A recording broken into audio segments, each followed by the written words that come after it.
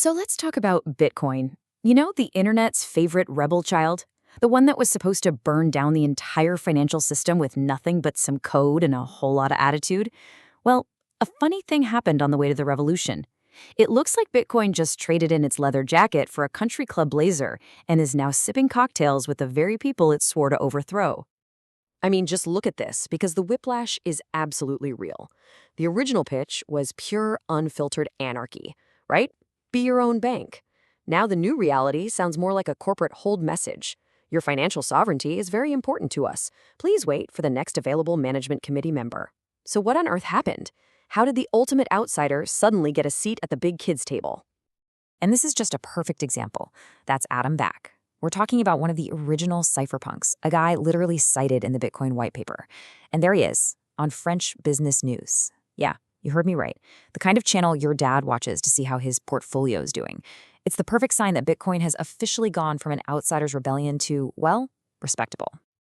Okay, so how did we get here? How did Bitcoin go from some obscure corner of the internet to primetime television? Well, Adam Back has this really great way of breaking it down. He sees it as three big waves of money, each one bigger than the last. It's basically the story of how Bitcoin got so ridiculously popular.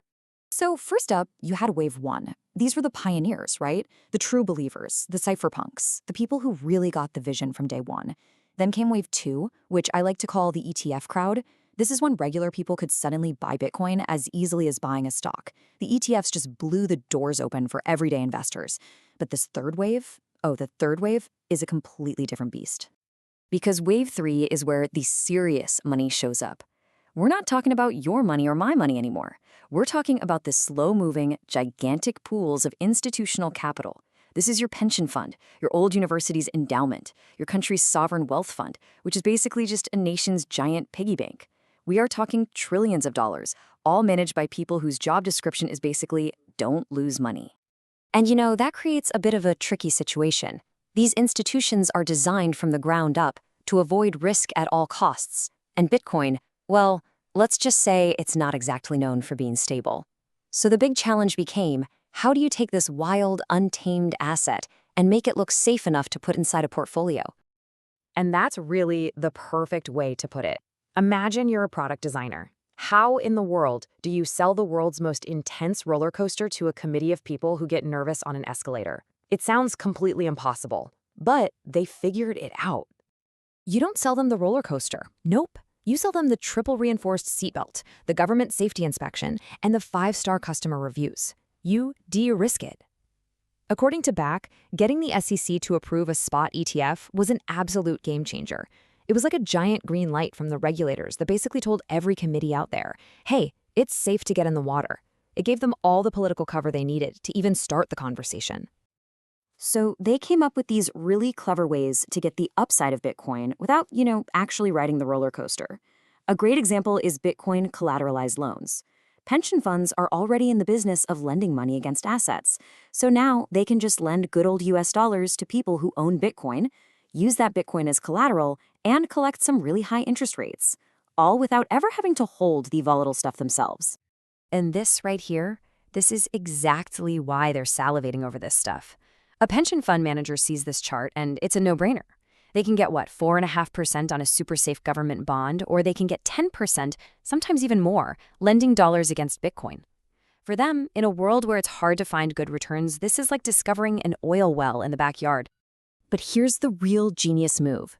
The funds can take those fat interest payments, which are in safe, stable dollars, and use that money to slowly, very slowly, buy a little bit of Bitcoin over time. Their original investment is always safe. They're basically using their profits to dip their toes in the water. It is the ultimate risk-free way for a giant, cautious institution to get in the game.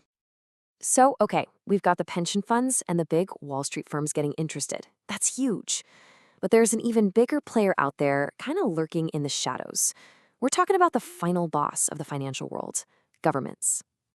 The numbers here are just mind-boggling. Michael Saylor's big goal is for Bitcoin to just capture 1% of the entire global bond market. Now, 1% sounds tiny, doesn't it? Well, that 1% is $3 trillion. And that's before countries even start thinking about putting it in their national reserves.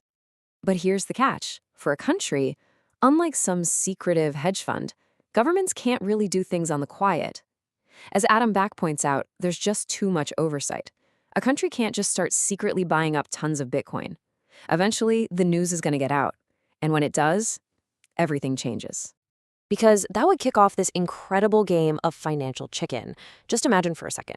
The US announces it's creating a strategic Bitcoin reserve. The second that headline drops, every other country in the world has to ask themselves, oh crap, can we afford not to have some? It could set off a global scramble with governments all trying to get a piece of that very limited 21 million supply.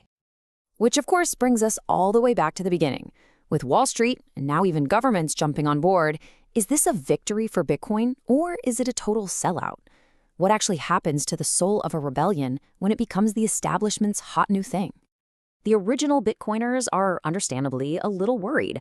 I mean, if a handful of giant funds hold all the Bitcoin, haven't we just rebuilt the same old system? But the counterargument from people like Back is that Bitcoin's own design keeps everybody in line. It's pure game theory. Think about it. These funds are all competing. If one of them starts acting shady, their clients will just pull their money and move it to a competitor who plays by the rules. The free market itself becomes the referee. So the idea is this. Yeah, the rebel is now a guest at the country club. It might even be wearing a tie it borrowed from the coat check. But it hasn't changed who it is. The core rules of the Bitcoin network, the hard cap, the decentralization, all of that is still the same. The players have changed, but the game itself hasn't.